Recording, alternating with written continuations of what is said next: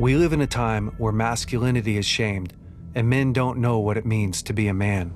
As a pastor and counselor, I've spent the better part of my life equipping and training others. My goal with this show is to translate my hard-earned experience into tools and tactics to help you become stronger as a man. This is the BraveCo podcast. I'm your host, Jason Bellet.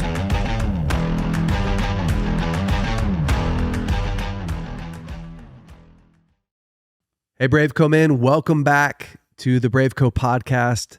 This week, we're doing part 2 with my great friend, Chris Lamm. And last week, just to do a small recap, Chris dove deep into his past, into his childhood, into addiction and overcoming addiction, this incredible God encounter that he had had.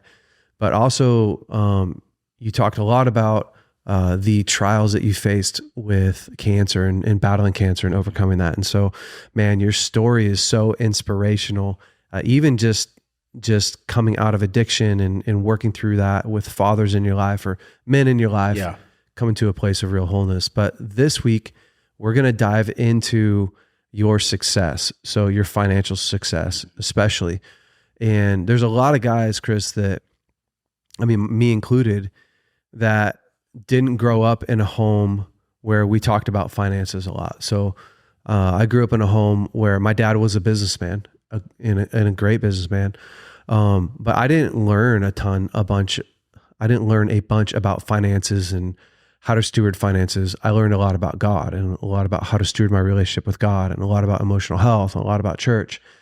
And so I've been on a journey for the last probably really like 4 years of going, okay, at some point in my life, I have to build financial wealth, and not just spiritual wealth or emotional wealth, which is great, but I need to build financial wealth.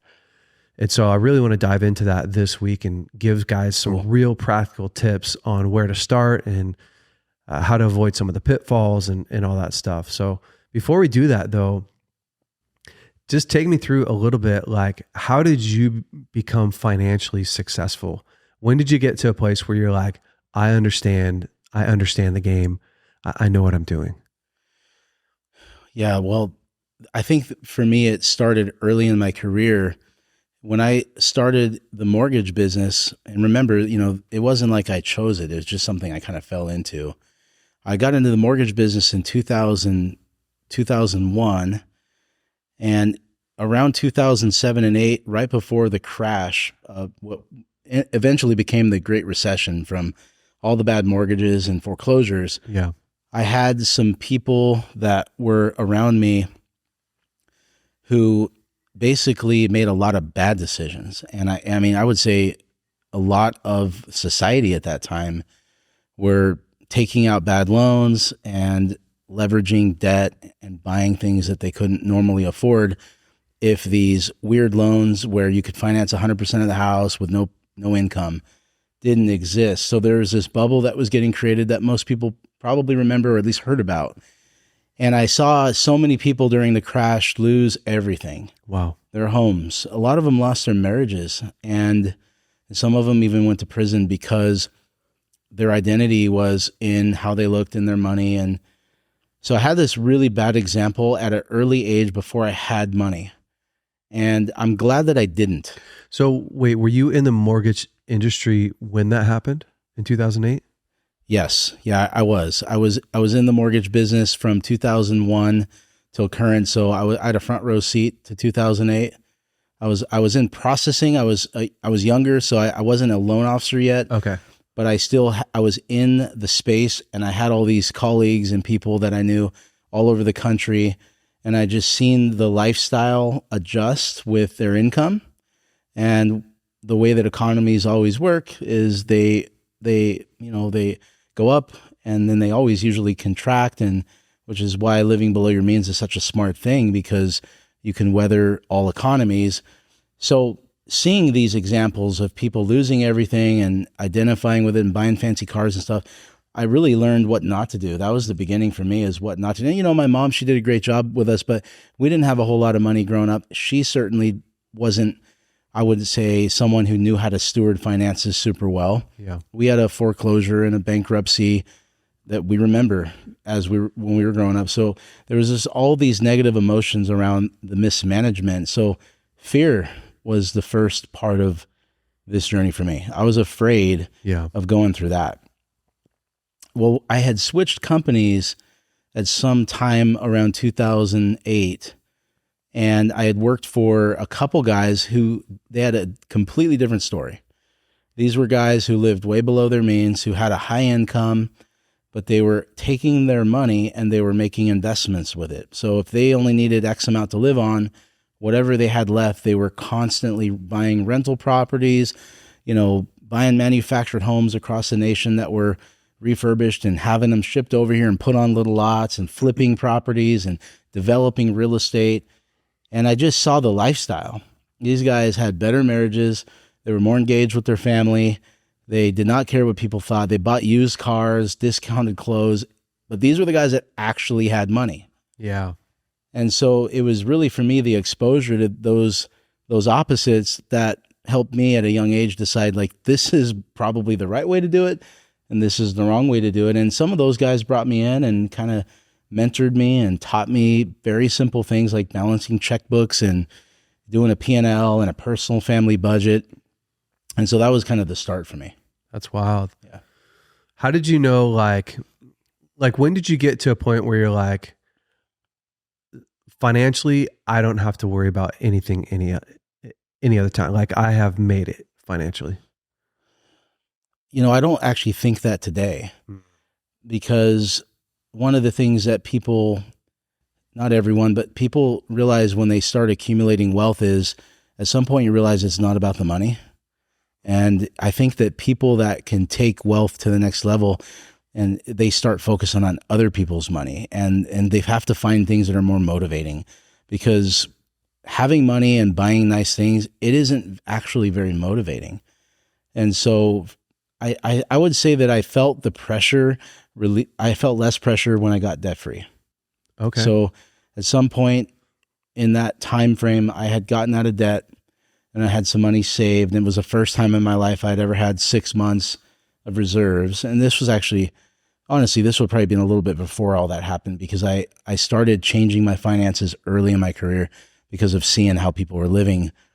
But I do believe that a lot of people that carry debt, they don't actually know the burden that it has because they've never known anything else. Mm-hmm. A lot of times our parents had debt, and we see the stress that it puts on our parents and our household, and having to move all the time because we're getting evicted or you're getting a foreclosure. And then, in high school, the first thing they tell you to do is go get a bunch of student loans. Right. No one's teaching you money management and stewardship in high school.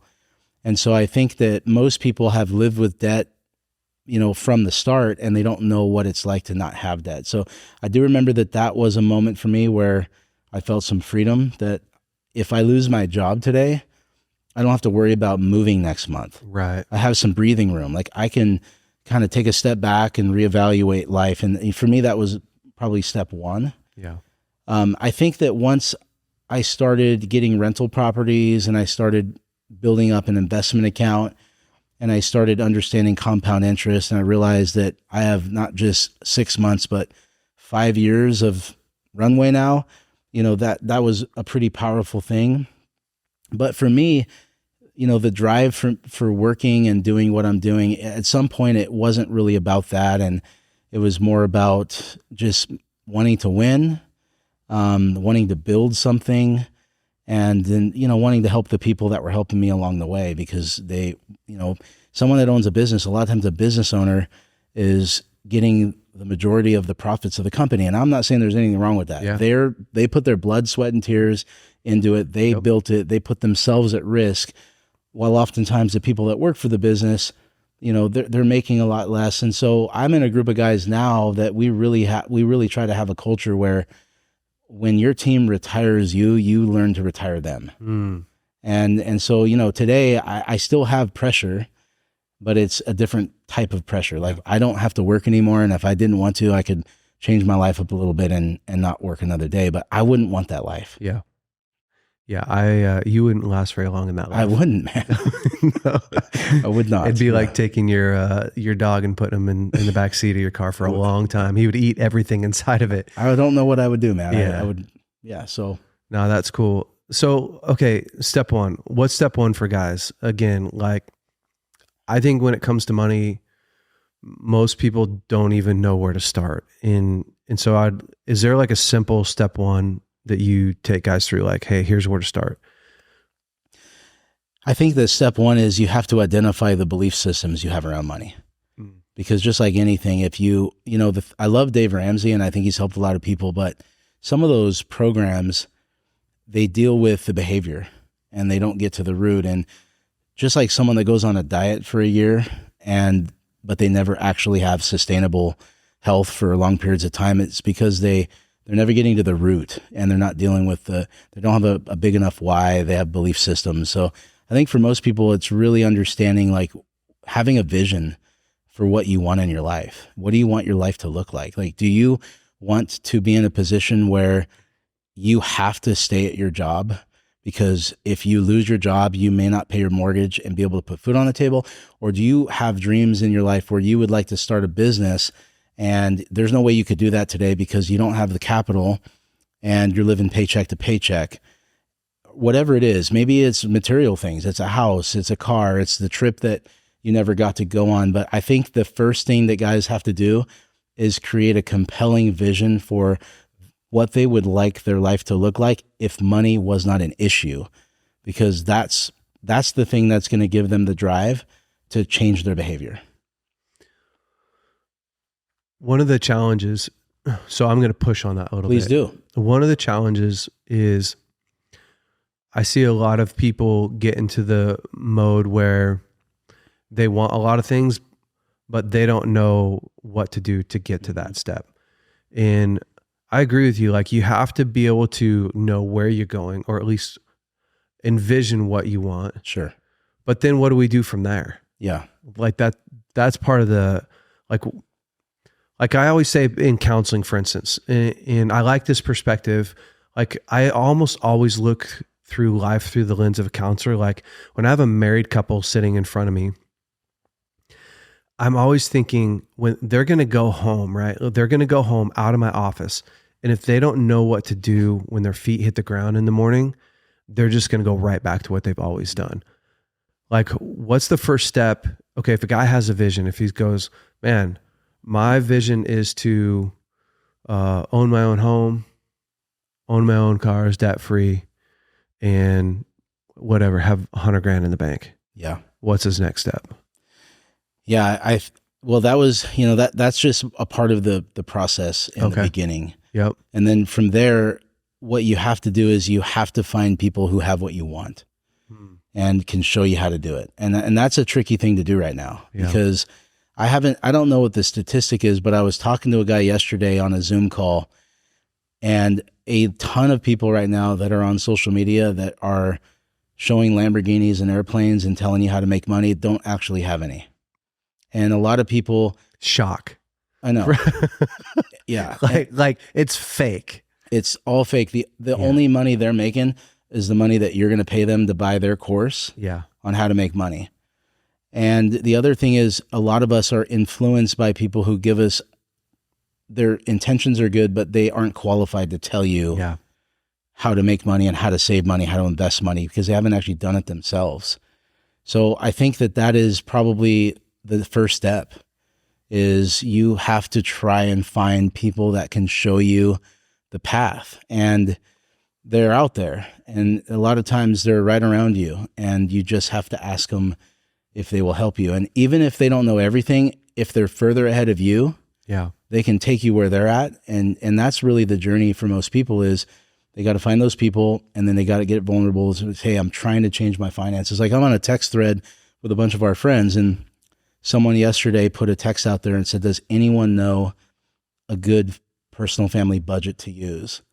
And I sent them an email and sent them a video and kind of showed them how to use it. But, those are the questions you have to ask, is, how do I do a budget? How do I save money? How do I get out of debt? What's the best strategy? Dave Ramsey's program is not a bad thing. There are programs out there that can get you to a point where you're at least out of debt and you have some basic financial tools of how to manage your money and live on a budget. And the budget's not about restricting your life. It's about helping you get to the point where you can have the things you really want. So I think mentors and teachers that are qualified is step one. Yeah, that's really good. I know for me, one of the things that I've had to confront over the past probably 3 years, really, and more intensely the last year and a half, is the way that I see money. So for the past probably 3 years, I've felt a ton of pressure to make money, honestly, because let's be real, on a pastoral salary, like I can't retire. If I don't even think I have a 401k. Maybe I have a 401k. I don't have a retirement for reals. Like if I've been 19 years at Bethel Church, almost 20 years tomorrow, and a lot of jobs, right? Like if I was a cop for 20 years or military for 20 years, you'd be retirable. It wouldn't be like a glamorous life, but I could retire and live off of that. At the church, no way. Like I could probably get free prayer for the rest of my life, which would be awesome. But I started to, and we've had this conversation, I started to realize like, okay, listen, if I don't have a plan for how to grow my financial, whatever, portfolio, wealth, I'm going to end up 65 years old, having to preach, having to minister, having to do all this stuff just to make it. Yeah. And that's not a fun place to be. I don't want to have to work. Yeah. I want to work because I want to work. Yep. And then I always grew up with this idea, which is true, that I don't do things for money.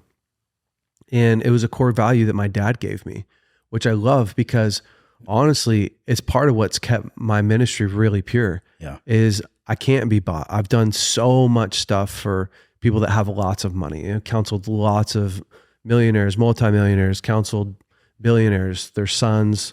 And for the longest time, I won't take anything from them because, which I think was right. I mean, if someone feels like they can buy you, they feel like they feel like they're doing you a favor. Yep. And in the line of work that I'm in, like, I don't want anybody to feel like they're doing me a favor, and I don't want to help somebody with this ulterior motive to get something out of it. Yeah. Or hold back because you're afraid to upset the apple cart. Yeah. Yeah. That wouldn't be good. Yeah. And what I do, I'm just famous for being honest, blunt. Here's the truth, treating everybody the same. Okay.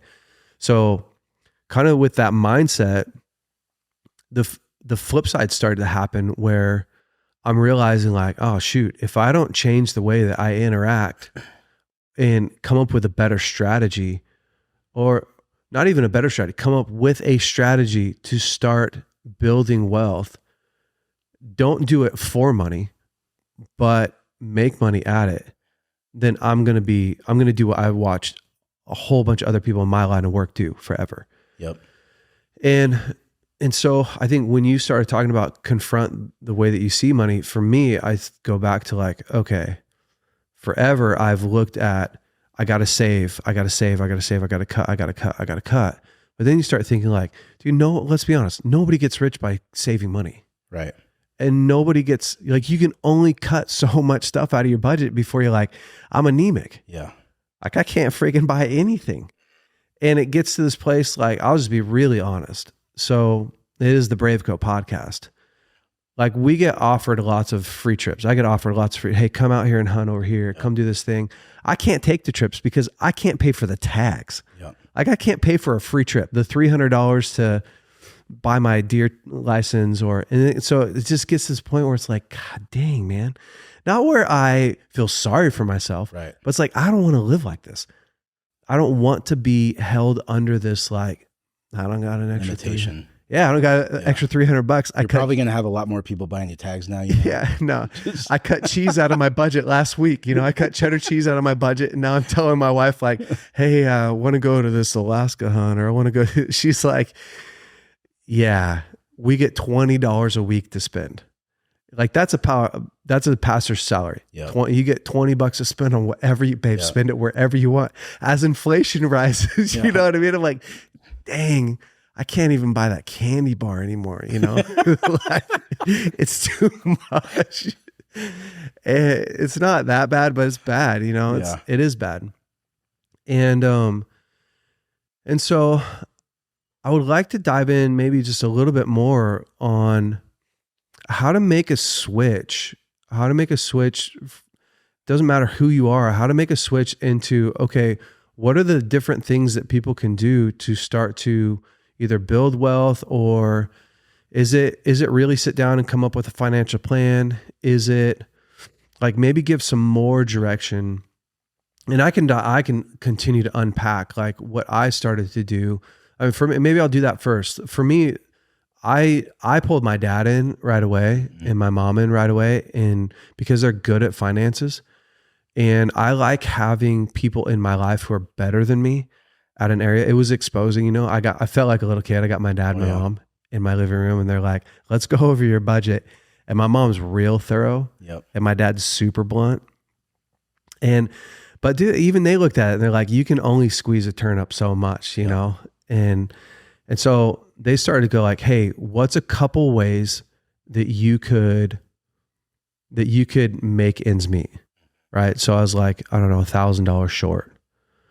And we had sold our house, and Laura and I had sold a house, and we had some capital from that we'd been living on for a while. But it gets down to like, shoot, man, we're scraping the bottom of this barrel. Yep. So my dad, just by looking at it from another angle, my dad goes, hey, what's a way that you can close this $1,000 a month gap? Let's just start there. And I was like, oh, I can do something I've never done before. I can open up 2 counseling slots that I actually charge for. I've never done that. Mm-hmm.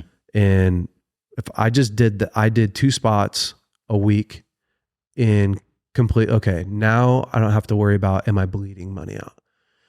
And then Lauren and I sat down and started thinking through like, okay, what do we love to do already that people will pay us for? And so we'd already wanted to go down the journey of doing some courses and some coaching, some classes.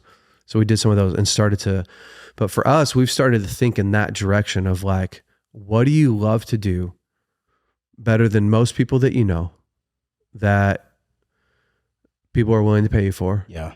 And you're not just doing it for the money, but you're doing it because it's already in your lane and you love to do. Yeah. And so we started to go down that road, and that's been helping a ton for us. But I'd love to hear your thoughts on it. Well, you're on the path. I mean, I think you described it really well. The first thing is you plug the holes and you try to get a really tight budget. But that, like you said, that's only gonna get you so far. And the second thing that most people have to do is they have to raise their skill set, or they have to find a way to increase their income. That's good. Because you can't invest money you don't have, right? So I think that where you're at is it really is a perfect place to be, because once you start having disposable income, then, and you're already used to living on a budget, right? What most people fail to do is keep their expenses low. When they get extra money, they start adjusting their lifestyle. And to a degree, especially when you're living on a really tight budget, that's okay. You do need to enjoy your life, but you really want to try to capture that extra income and find solid long-term investment strategies that are safe, that aren't, get rich quick schemes, cryptocurrencies, although I have a little, and I'm not saying bad things about that, but a really solid plan that's proven from people that know what they're talking about. Do you have a couple examples of that? Yeah. I mean, for example, the S&P 500 is an index fund. And so it's 500 of the best corporations in America. And if you invest money in there, you're investing over all of them. So it's got Coca-Cola, Tesla got added. It might have gotten taken out. Elon keeps getting himself into trouble, but it's got the best companies in America that are profitable, that, are either products or, theme parks like Disneyland that have been around for a long time. Mm-hmm. And you're not just buying into one company or one stock, you're buying into 500. So instead of putting your money in the bank where it doesn't make anything, you can put it in the Correct. S&P 500. Yes. And over the last, I might get these numbers wrong and someone will correct me, but I believe over the last, 30 years, I mean, it's been an 8 to a 10% return, which is far better than inflation. except for a few months over the last year. But the thing is, it's not just about the 8 to 10%. It's about compound interest. Okay. And what that means is if you start investing your money and you dollar cost average every month without thinking about it, you put money into this investment account on the same day of the month, every month, in 10 years, because of the way that compound interest works, your money will literally double. Wow. Because you start getting interest on interest, which is how credit card companies make their money, interest on interest, right? And so every investment strategy that works best over a 20 to 30 year time period. And that right there is, I think, the first thing that people need to understand is it's a long game. It's a long game. And I think that's one of the things that keeps people from getting into investing, besides not understanding it and a lack of knowledge, which we're going to talk about. It's also that they think that this is something that's going to change in a very short period of time. And that's just not how it works. Well, I think one of the tough things right now with social media, and we harp on social media a lot, but it needs to be, is there is this real, one, misconception, and two, desire to get rich really quick. Yep. I'm watching that a lot. Like a lot of people my kids' age especially are trying to figure out, like, in a year, how do I get rich in a year? Yeah. Like how do I, when I say rich, how do I make $1 million in a year? A lot of young people are heading down that route. And man, if you put that same effort and energy into going, okay, how do I set myself up for success in 10 years? Let's start with 10 years. Yeah. How do I get to a place where 10 years from now, my money is making money for me? Yeah. And I'm making money while I sleep. Yep.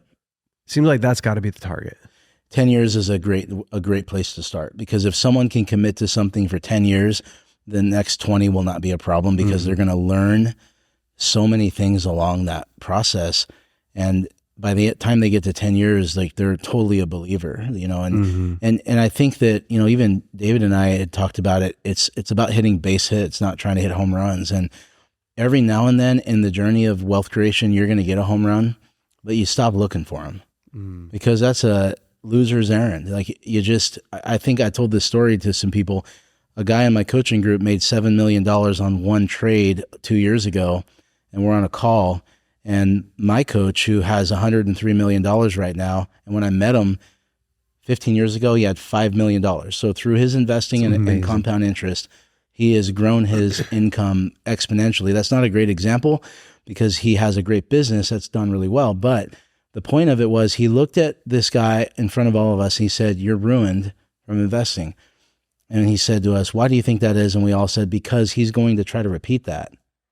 Because he took a gamble and it ended up paying off." And that may not be true for that guy, but you don't want to look for home runs. You don't want to play the lottery. And that mentality will always end in you being broke. It just doesn't work over the long term.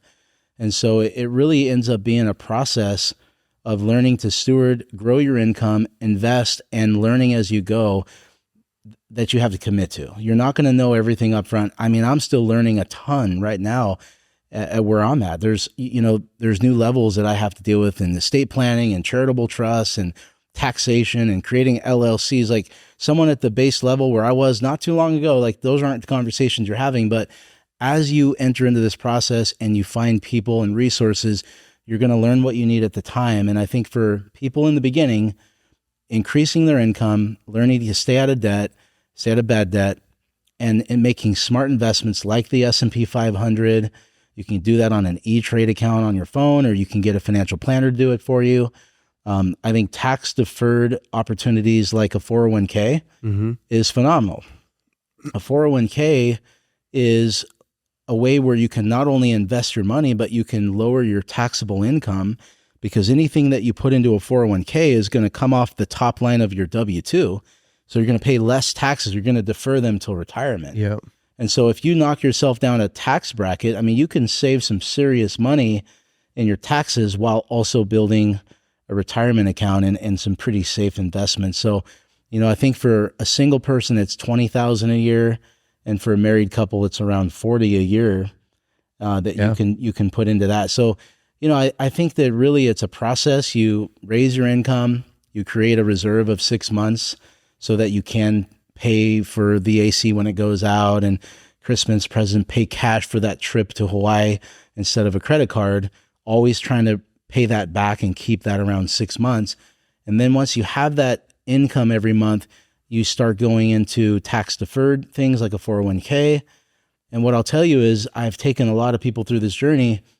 Most people that start doing this, their income goes up, they start making more money, they start investing more money, and it's weird how it changes your mindset. You really start, the more you know, the more you do, the more you know, and it becomes a really fun thing to learn. Yeah. But you have to start right, in the beginning. That's awesome. I like it.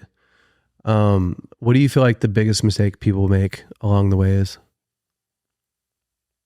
I think that one of them was trying to hit home runs. Yeah. That's one that I agree with that. I made one a couple years ago. So, I mean, you always have to pay attention to that. It's hard sometimes to follow the boring plan.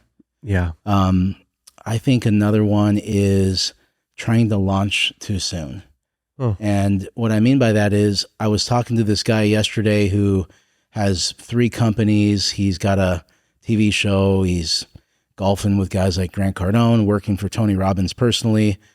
And he's at a very high level right now. And he was teaching me some marketing stuff that actually I would love to share with you sometime about how he built some of his businesses on social media. But the one thing he said in the beginning of it that I thought was so good, he said, this isn't good for anyone that hasn't put 10,000 hours into a career with blinders on. Yeah.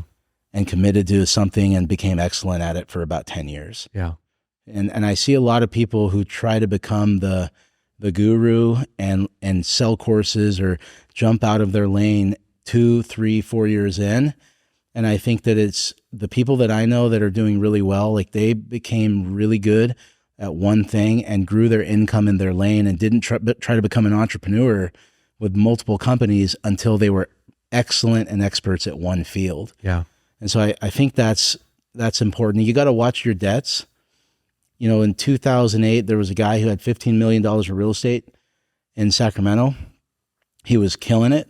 He ended up filing bankruptcy because the tenants quit paying rent and he could no longer service the debt.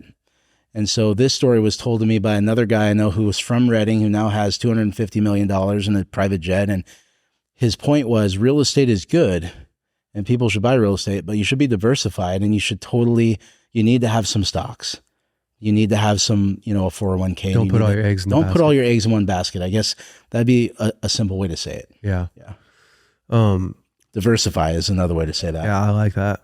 It's interesting because a lot of what I do just in my real life, not BraveCo podcast life, but in my real life is help people build their marriages. I do that a lot. And so many marriages, when they come in, they're in a lot of pain, just it's like normal. I mean, you go 5 or 10 years in a marriage, and if you don't have really great tools, and that's a lot of wear and tear, right? The 10 years of wear and tear, like we talked about the making amends earlier. But to me, what happens is you give them a path, right?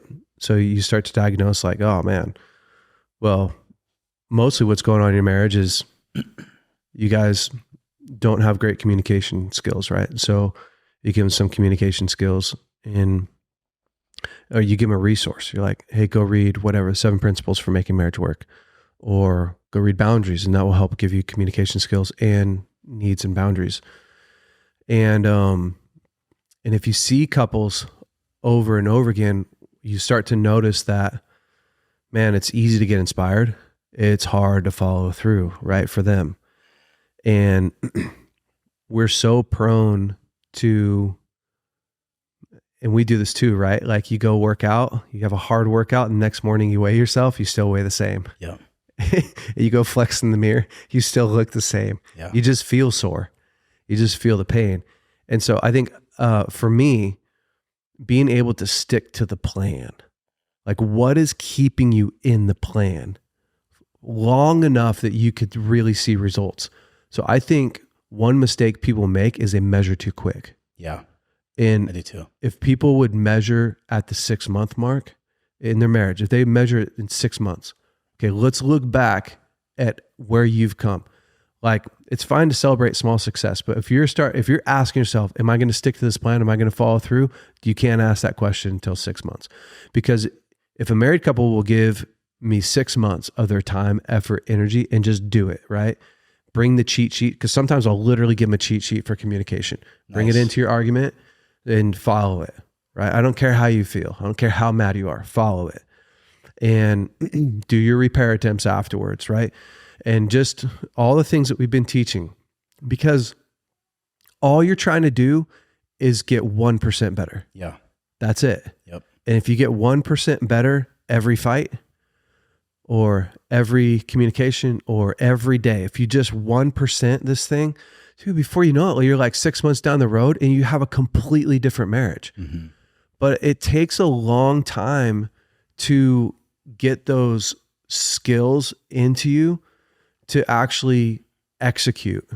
And I feel like finances is the same thing, which I'm just saying it in a different way, but trying to reiterate the point. Like, I think that anything we do in life, most often we measure too quick and then we get discouraged because we don't see the type of breakthrough that we want. I see it with people building their social media stuff is, man, they have great aspirations to really help people in my line of work. You know, they really want to help people. They want to do it on social media. Social media is a great platform to help people. Well, if you measure, even after 6 months, if you measure, you haven't built momentum. Yep. And momentum is such an important factor in anything in life, which is really what you're trying to get to. So I think that one of the best keys I can give people is just measure. Your measurement of success is 1% at a time. I'm working with this guy right now. He's probably the most depressed guy I've worked with in my career. At least one of them, and hopeless. Incredibly sweet man. I love him. I love him like my son. And he was in such a deep, dark hole when I started working with him. He's tried a whole bunch of stuff that I realized I have to help him move the goal from getting all the way well to getting 1% better, because he's in such a low spot that if we can just aim for 1%, which anybody can get 1%, not everyone can get 10%, but you can get 1% today. Yeah. Like 1% today is I made my bed. You can do that every day. Mm-hmm. I don't care how depressed you are. You can make your bed. 1% is I took a shower and brushed my teeth. Awesome. Okay, we're going to do 1% every single day. And then we're going to look back in 6 months and evaluate. But we're going to go through everything that we need to go through. And that's another thing that I think has helped him a lot is when you try a lot of things, you can tend to get more hopeless. Yep. But with him in counseling, I said, hey, let's look at everything as an opportunity. And we put a whole list of things that might work, things that might move the needle. So blood tests, meeting with a psychologist, vitamins, exercise. And we agreed to go through and check every box off. And if one didn't work, it didn't matter. All we're doing is narrowing in what helps him the most. It's a discovery journey. Yeah. And that really helped to change the mindset from like, I'm trying all these things and nothing's working, to like, I'm discovering what really works for me. There's a pattern interruption for him. Yeah. Yeah. And so I think that kind of stuff, you know, again, I'm not the money expert, but I think when we're trying to make a life shift, like what you're talking about, when we're trying to make a mindset shift and build momentum in the area, those things, being able to experiment, of course, not lose a bunch of money, but being able to check and see like, okay, what area am I good at? Or, we're going to limit our budget here. And then I'm going to do a couple extra things and see what happens, and then reevaluate. Don't be afraid to try a couple things and give yourself a realistic amount of time before you find out, like, is this really working for me? Yeah. There was a book I read a while back. I don't remember the name of it, but it was, this guy had coached a bunch of entrepreneurs and CEOs, and he noticed that there were a lot of these guys who were super defeated and depressed. And, you know, from the outside looking in, you would say, what are you stressed about. And so he discovered that one of their problems was their thinking. They were constantly falling short of their ideals. Oh, And so the book was about looking at what's in front of you. And he used this analogy of, when you're hiking through the mountains, if you are looking at the horizon, like, it's never ending. You're never going to get there. But if you're in a place hiking, and you and I have both hiked a lot, yep. if you try to enjoy the scenery around you and the step in front of you, and you're going to get where you want to be, and you're going to enjoy the process much more. And so a lot of the guys that I know that have navigated the journey of money, they have become lovers of the process and lovers of the grind. And what's really funny is most of the people that hit their goals, whether it's $10 million and $50,000 a month in passive income or whatever the number is, what I have seen in most of them is they get to the top of the mountain and they realize it was never about the money. I just needed a mountain to climb. And the cool thing is that they wouldn't have been able to continue to figure out how to climb new mountains and find new mountains had they not accomplished financial independence. And so I think that in the beginning, the goal is I want to become financially independent. But as you start seeing the results of it, which take time, as we're discovering, that this thing evolves into something that is so much better from my experience and from a lot of the guys I run with, where you become dangerous, man, because you can do anything you want to do. And you have now all these skills and wisdom that are so needed with the friends around you to share with them, because most people have money issues and they don't know someone to talk to. And so, yeah, I think the process and the grind, for me at this point, I like it more than the results. Yeah. There's a quote that says, the guy who likes to run will always go further than the guy that wants the destination. Totally. And it's true. You just have to figure out, how do I like running? Yep. Create vision for it. Would you agree, and feel free to disagree, that the greatest secret to success in this area is find other guys who are doing better, wiser, going further, and insert yourself into their group? Like, do it with other. Do you think that that's absolutely okay? Yeah, I would have never been sitting here today if it weren't for the people that have taken time to help me. Yeah, you can't do it without that. You can't. And I've and that's, I know that today more than I ever have before. And I fire myself. So when I cut a check to my financial planner, I don't tell him where to invest it anymore. I take my emotions out of it. Wow. I'm fired. I don't manage my money. I make it and I give it to the people that God has told me to give it to. And I let the results be what they are. And if you don't learn how to remove your emotions from money, that you'll really struggle, because the stock market doesn't just do this. Right. It does this, and it's not fun when it does this, but the long-term will help you understand that when it does this and you start getting into this journey, you're actually happy because it's discounted. Yeah. And you're not retiring tomorrow. So you have extra money, you buy more. Yeah. And so it ends up becoming a pretty fun game, but you have to learn how to remove your emotions from the process and look at it very tactically. And it's hard to do because it feels like it's this really important thing, but at the end of the day, it's going to work or it's not. And, I'm basing what I do based off 100 years of old gray-haired guys who have way more money than me, who have told me that you're wrong, son. This is how you do it. And I think that those age-old principles of dollar cost averaging, which means every month you're buying, whether the market's going up or down, you're not trying to time it right. Wow. Increasing your income and trying to do more and more as you can. It just works, as long as you follow a plan. So that would be the last thing I would say about it is recognizing where your emotions have harmed you in the past with money, and trying to make sure that you control them when you approach this. And you don't, hey, financial planner, I see the stock market's down today. Can you take all my money out? A good financial planner will say no.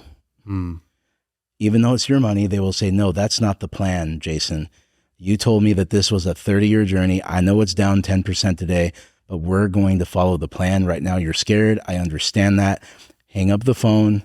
Go take some deep breaths. I got this. Yeah. That's good advice. Yeah.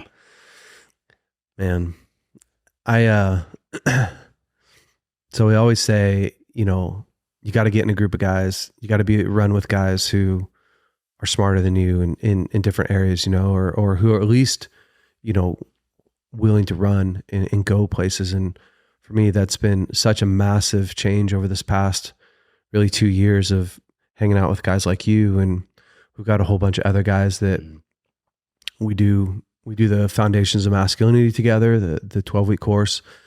We go on hunts together. We do a lot of this. You and I work out 3 or 4 days a week together, and we do a lot of just talking about, man, okay, I'm thinking about doing this, or I'm building this thing, or my marriage is over here, and it's so helpful. I've just watched how that has impacted me over the past year in my life, or 2 years, just to start thinking more strategically, and to start recognizing things that I wasn't recognizing before. But then also, to me, the other big piece is like, beyond the wisdom, I know that you and all of our other friends you guys are grinding. You're making the right decision today. So it's like, dang, I got to make the right decision. Like, there's some real positive peer pressure. Yeah. And like, I know that, okay, I'm not going to get away with buying something, making an emotional purchase just because I feel low today. Yeah. Like, that's not going to fly. But I'm sticking to the plan, and even getting excited about having a vision and writing it down, and then setting some small goals to get to there. You and I talked about that a while ago. And I've talked to my wife about it. Like, okay, we need to actually map out, where do we want to end up, and then back it up, a year. Okay. Reverse engineer it. Yeah. Start to reverse engineer, and just getting some small ideas but having other guys who are doing it and who have done it and who've taken that path is just so helpful. So to me, like, if you are in a spot where you're tight, where finances are tight, like, bring somebody into that. Don't just try to solve it yourself. Bring somebody in, and to the best of your ability, get around guys who are, going in the same direction. And man, if you can get with guys who have gone further than you, that's even better. Chris, do you have a couple books that you've read over the past that you like, that have helped you? Yeah. I think one I refer out a lot is The Millionaire Next Door. Okay. Which is a story of a UPS driver who became a multimillionaire doing the very thing I just said, dollar cost averaging. And the point of that book is that you don't have to become a rich person to become rich. You have to steward well, right? I think that Think and Grow Rich by Napoleon Hill is probably one of the best books anyone could read. This one really deals with the mindset, and it helps you think the way that rich people think. Yeah. Because at the end of the day, that's one of the best things people get through the journey of wealth creation, is they learn how to think differently about things. They truly have the anything is possible mentality in a way that I don't see a lot of people have because of the journey that they've gone through. And then the last one I would say, a classic one, would be Rich Dad, Poor Dad. I mean, it's a very similar concept to The Millionaire Next Door, but he talks a lot about, he gets more into tactics in that book. And it's a great book that I would say almost every person I know that has made money and stewarded it has read that book. That's cool. Yeah. One thing I love that you're doing is you have a podcast, The Money Hole, right? And you go over tactics and go deeper in and bring on guests that it's just awesome. So I'd encourage all you guys to head over there. We'll put the link in the description. But Chris, thank you so much, man, for coming in, opening up, sharing your wisdom, being vulnerable with us, sharing your past. You're such an incredible example of what God can do and what people can do if they own their past and put their time, effort, and energy. Like, you've built an incredible family, a really incredible marriage, and you've set yourself up financially in a way that will just be such a blessing to your kids and in your family. So I really love that about you. Thanks for having me. Yeah. Thanks for coming Appreciate on. it. All right, BraveCo men, have an incredible week. We will see you next week. Hey guys, thanks so much for listening to the BraveCo podcast. If you like this podcast, would you please rate it, review it, leave us a great comment. And if you like this episode in particular, share it with your friends and family. That helps us to spread the word. Guys, stay brave. We'll see you next week.